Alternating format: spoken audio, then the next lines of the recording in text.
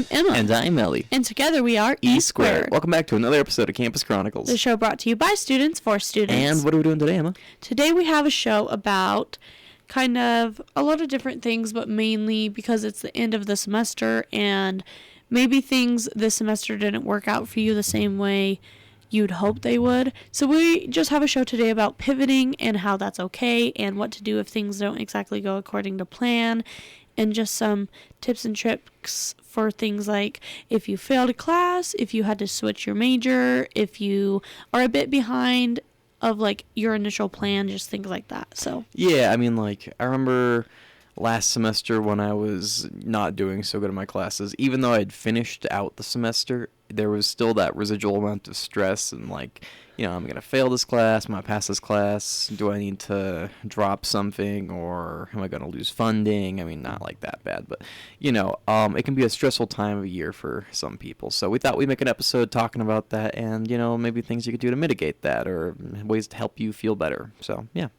Yeah, and mainly just our point in this episode is that it's a stressful time of year, like Ellie said, for everyone. I feel like even teachers are probably stressed out because they have all these papers to grade, and we just wanted to talk more about, like, how you're not alone if you're feeling like this. Everyone is feeling like that right now, and even if you finished out the semester in a way that wasn't what you had hoped, there's still next semester, or even if you're thinking of dropping out, that's fine too. You know what I mean? Yeah. We just kind of want to get the point about everyone has their own path, and so that's what our quiz episode is about today. Yeah, I mean, like, there's a lot of feelings that come with, you know, the beginning of summer break, and we just wanted to sort of, you know, look into that and how it affects people, and yeah.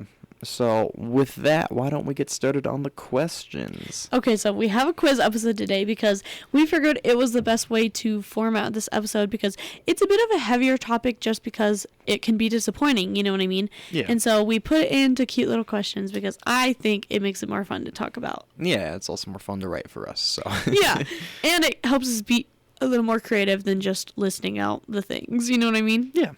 So, question 1, true or false? Failing a class means you're a failure at life. I think that's false. Really? Yeah, no, it's false. So, yeah, failing a class or multiple classes doesn't really define you as a person, but yeah, like tons of people fail classes or drop classes or have to retake it, and it sucks, but you need to realize it's just like a temporary setback. You can always, you know, try again or, you know, get back on the wagon, so to speak, and yeah, I mean, it really sucks to fail a class, but it's not the end of the world if you do. And the main point in that is that, like, when you think about it in the broad scheme of things, this will be something that you look back on in a few years and be like, I'm glad that that taught me something and that I was able to get around that, basically. Yeah. Because failing a class or failing multiple classes or even dropping out of college or anything like that, that doesn't define who you are as a person. And failing at one thing in your life does not mean that your whole entire life is a failure, especially if it's something as simple as just one class. And I know it does suck. Like I said, it sucks. Like, no one wants to fail a class. It sets you back further than you want to be set back, or maybe you have to pay out of pocket instead of relying on FAFSA or anything like that. But at the end of the day, it is just a temporary setback, and it's something that you should learn and grow from. Yeah, I mean, it's like chutes and ladders, you know, you land on a chute and you fall back a few spaces, but that doesn't mean you're necessarily out of the game yet, you know? Yeah. So, yeah. Okay, so our next question is, which is a bad reason to choose a major? A, it's something you enjoy. B, you're curious about the field. Or C, it sounds practical but boring. Is it C? Yes, it is. Just because something is practical doesn't mean that you should have to do it. You know what I mean? Yes, being practical is very important to your life, and maybe, like, I'm not saying that being practical doesn't matter, because it does matter. At a certain level, you do have to be practical in the field that you pursue, but it's also important to be genuinely interested in the thing you're going into. Like, when I first started college, I was like, I don't really know what I want to do, but the more I got into marketing, I was like, wow, this is actually something that is interesting to me. And so even though it's a little bit practical to do marketing rather than theater, which was my original plan, which I'm not even saying that's bad. I'm just saying whatever interests you and is actually something that you want to spend your life doing, that's how you should choose your major. Yeah, like when I first got to San Juan and I was looking through the course catalog, I saw a bunch of options that probably would have paid pretty well, but I don't think I could have done them regardless of, like, how easy or hard the course would have been. Just because, like, I had no interest in what I was, going to be studying. So I picked my major solely on the fact that, like, it sounded interesting to me, and I had, like, prior experience and interest with that field. So I chose digital media because I just thought it'd be fun. So, yeah, and hopefully it works out. I mean, I have a podcast now, so if you enjoy basically the point we're trying to get across is that if you enjoy what you're studying and what you're doing every day, it makes showing up and doing the work a lot more easy 100%. Than if you hate what you're doing every day. Yeah, I mean, like, I don't feel motivated to skip classes I actually enjoy, you know what I mean? Like, so just pick something that you think you'll actually stick with. And yeah, even if you don't, that's fine. Once again, college is the time for experimentation, but yeah. Anyways, moving on to our third question. Finding out what you don't want is just as blank as finding out what you do. And the options are A, useless, B, important, or C, boring. I think it's boring. Just kidding, I pranked you. The answer is B, important. Ooh, it is B, important. Sometimes the path you choose initially isn't the right one for you, and that's okay. Sometimes the only way we can learn is to try multiple things. So, yeah, like kind of what I was talking about in the last question. Some people don't always pick the right major straight off the bat. I mean, you think something is going to be interesting, and then you try it, and it's just really not your jam. Yeah. So, you look at the course catalog, and you reassess, and you pick another thing, and you move on. So, because sometimes the original plan you have, basically, the whole point of this episode is that sometimes life just doesn't work out the way you want it to, and that's okay. Because sometimes you go into college like, oh, I am going to be a doctor, and then you realize right away, actually, this sucks, I don't want to be a doctor. Yeah. You know what I mean? So even though it's disappointing to maybe not succeed at something you were hoping you'd succeed at, it's more disappointing, in my opinion, to be stuck doing something that you don't enjoy doing. So yeah, just finding out what you want to do is probably the hardest part of college, in my opinion. If something doesn't really vibe with you, then, you always have that liberty to change, hopefully. Yeah, and even though it's disappointing, like, we're not trying to say that you have to be perfectly okay all the time. You know what I mean? Because that's another point that we're going to reiterate later, is that it does suck. Like, you're allowed to have your feelings and feel however you want to feel about it, but at the end of the day, it'll cost you more in the long run to do something you don't want to do. Yeah.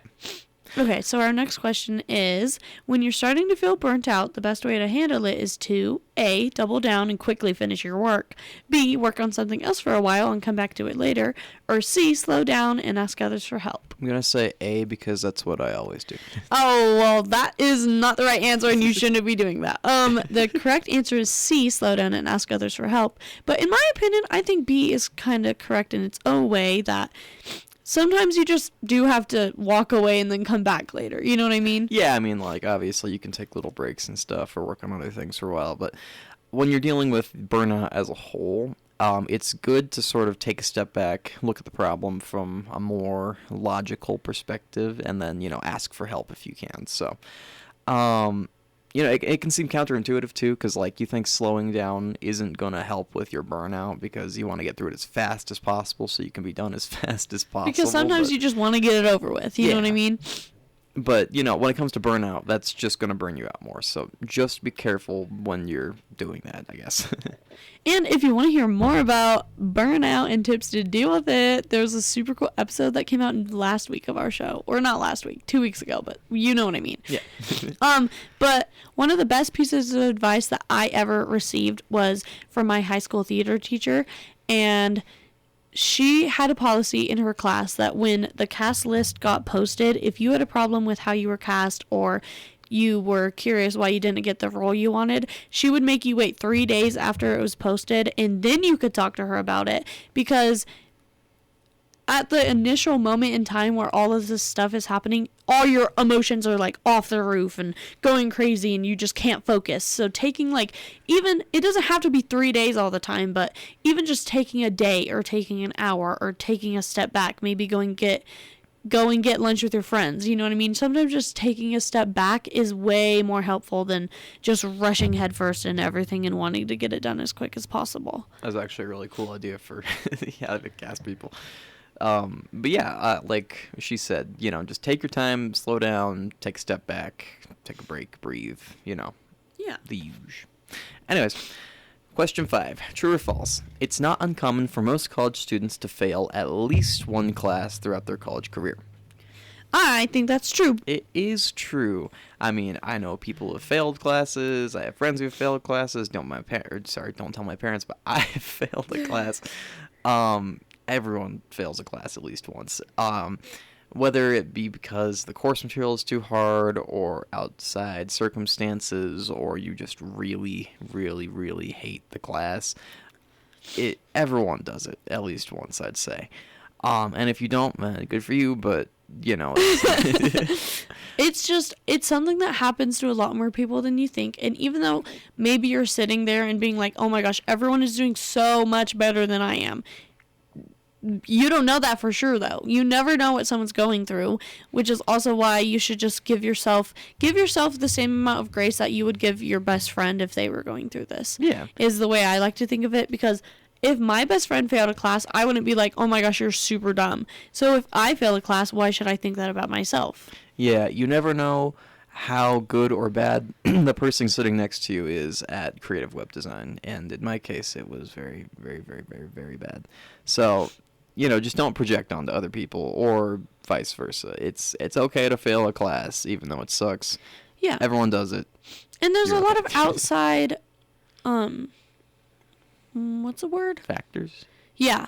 There's a lot of outside factors that might contribute to you failing a class or you doing not as good as you thought you'd do. Like burnout, like we've been talking about. Maybe you're just super overwhelmed. Maybe you've had a lot of family stuff going on this last semester. Maybe your cat got hit by a car.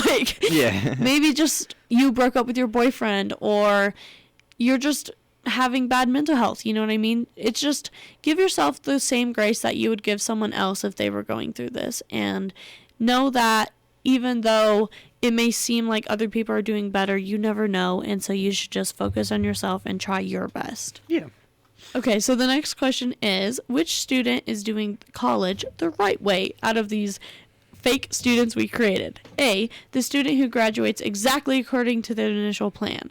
B, the student taking fewer classes per semester while also working full-time. Or C, the student who took time off and came back a semester later. Or D, all of the above. That would be D, all of the above.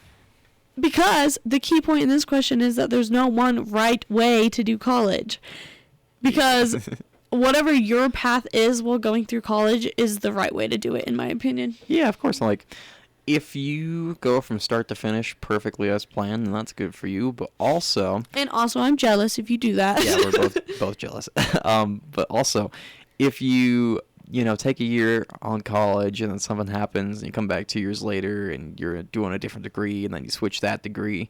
As long as you're doing college, there's no wrong way to do college, Yeah, because college it's technically not a requirement, you know what I mean? Yeah. So I think even having the courage to show up and pursue a further education is admirable enough on its own. Of course. And just getting through it is a hard thing to do. So even if it takes you maybe you graduate high school and you have a kid right away, and then 20 years later you come back and you finally get a degree. You know what I mean? As long as you do it at any point at whatever timeline you want, that's the right way to do it, because college is for everyone, in my opinion. I think that's one of the most beautiful things about being at a community college is you get both spectrums, the young and the old, and just tons of different stories and backgrounds and lives. And it's a cool thing about it, like Ellie said, just seeing people out there just trying to do better for themselves, you know what I mean? So however you complete college, just complete college, you know what I mean?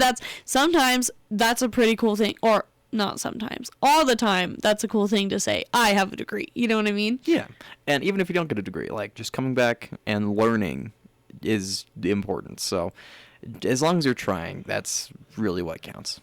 Anyways, next question, question 7. When facing financial stress, what is the best course of action?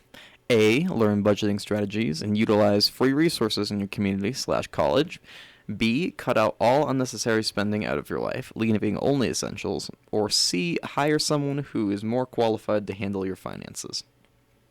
I think it's A. It is A. So, instead of cutting out everything in your life that might bring you joy, or hiring someone to, fix your finances, which is already fiscally irresponsible, it's best to learn how to handle your own money. So, for me, I have a bit of a spending problem when it comes to, food or just random things. So, I have been trying to cut down on that spending problem. And, really just being cognizant of where my money is going. And it is saving more money, which is nice. So that's cool. I just need to do it better. So. Yeah. Okay, question 8. And we just, dug this point into the ground a second ago. But it says, true or false, there is one correct timeline to complete college. Is it false? What? How did you know? I don't think we need to say anything more about this. Just keep in mind, take it at your own pace. And even if something goes wrong, or you fail a class, or you drop a class, or you have to take 2 years off because you just can't do it anymore, life goes on regardless. And as long as you are doing what you know is best for you, because you know yourself the best, then that's fine. That's all that matters at the end of the day. Okay, and I think, like I said, that's all we have to say about that. Yeah, but I hope you guys know that. Give yourself the grace and realize, any sort of college that you're doing is an admirable thing to do, in my opinion. Yeah. Okay, so question number 9. Which of these helps most when life feels overwhelming? A, try to fix your entire future overnight. B, isolating yourself from your friends and family. C, breaking things into smaller goals. Or D, pretending everything is fine. I think it's D. I think you should always just pretend like everything's fine. Yeah, so D is, no. So C, breaking your things into smaller goals is the correct answer here, because it just helps to, sort of look at the bigger picture, I guess. No, in my opinion, it helps more to take little tiny baby steps and just think about what you're going to do tomorrow, and then the day after that, then to think of what you're going to do in 5 years. Yeah, exactly. It's especially if you're in a place of your life where you're struggling and you don't have a lot of confidence in yourself. Sometimes the best thing to do in that situation is just take it day by day, because sometimes that's all you can do. Yeah, think of it like you're trying to build a 5,000 piece puzzle, right? It's not going to come together overnight.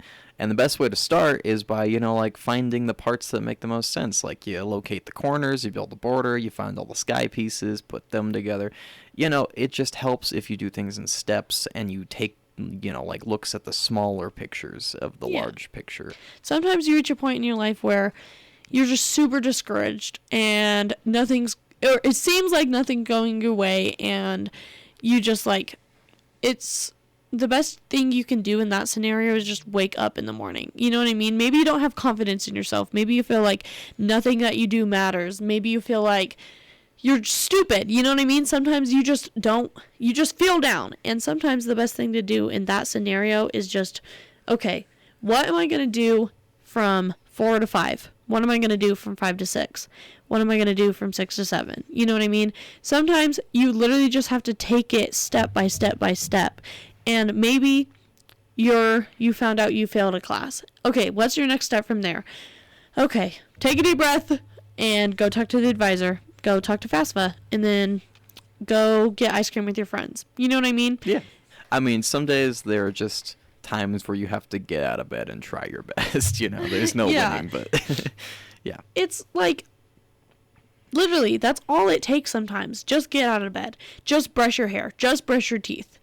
And even though sometimes when you're in that point of your life, you feel like, I can't, you know what I mean? I'm not capable of doing any of this. At least you had the courage to try. You know what I mean? Yeah, of course. And sometimes when you feel like that, it seems impossible. You know what I mean? And sometimes just doing the step by step by step helps you, okay, I really don't want to go talk to the advisor right now. Maybe that's you.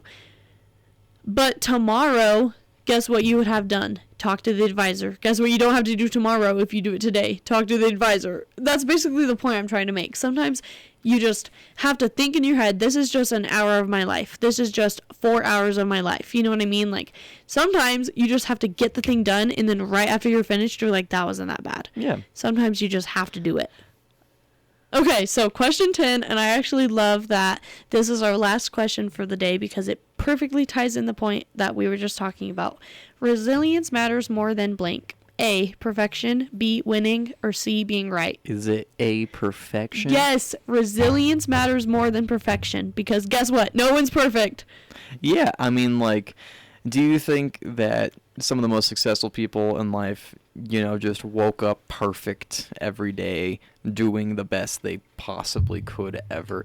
No, I mean, like, everyone has bad days. Everyone has ups and downs. And the key to that is just working through it and being resilient enough to try again tomorrow. Because the best thing that you can do for yourself is just to try. Yeah. Just give it a shot. Just get out of bed in the morning. Yeah. You go, girl. Yeah, you go, girl. You know what I mean? It's just like all you can do in the morning is give it your best shot. And that's enough, in my opinion. Actually, not in my opinion. That's a fact. I'm saying it right now. I'm rewriting the definition of fact to include that. Of course, yeah. So, sadly, I think that just about wraps up our time on the air today, but I think that was a good question to lead off on. So. I do too, because what matters more than perfection? Being Resilience. resilient. What should you always try to do? Your best. Exactly. And even if you can't, then just wake up tomorrow and try again. Yeah, because even if it's a super bad day today, guess what? There's a day tomorrow. I pinky promise you that. And I want to leave off with, I think, a good way to finish this episode is to leave off with a song lyric from ABBA, the best band ever. And it says, even though, or basically the point of the song is that Chiquitita is having a really bad day, and her friend says the sun is still in the sky and shining above you. Because that's true. Even on a super bad day, even if you did really bad this semester, even if you did amazing this semester, guess what? The sun is still in the sky, and it's still shining bright in the sky, and today is going to be okay, because you're going to be okay because you're resilient. Yay! Shout out to ABBA. Okay. I think that pretty much brings us to an end today, and we hope you all have a great day, and we hope you all have a very restful spring break, or it's not spring, it's summer break. Yeah. We hope you have a very restful summer break, and we're so proud of you for making it to the end of yet another semester. And if this is your first year, I hope you are excited for next year. If you're graduating in the spring, I hope whatever comes next for you is very successful. Yeah. Have a great break, everyone, and we'll see you on the next episode of Campus Chronicles. Bye, guys. Bye, guys.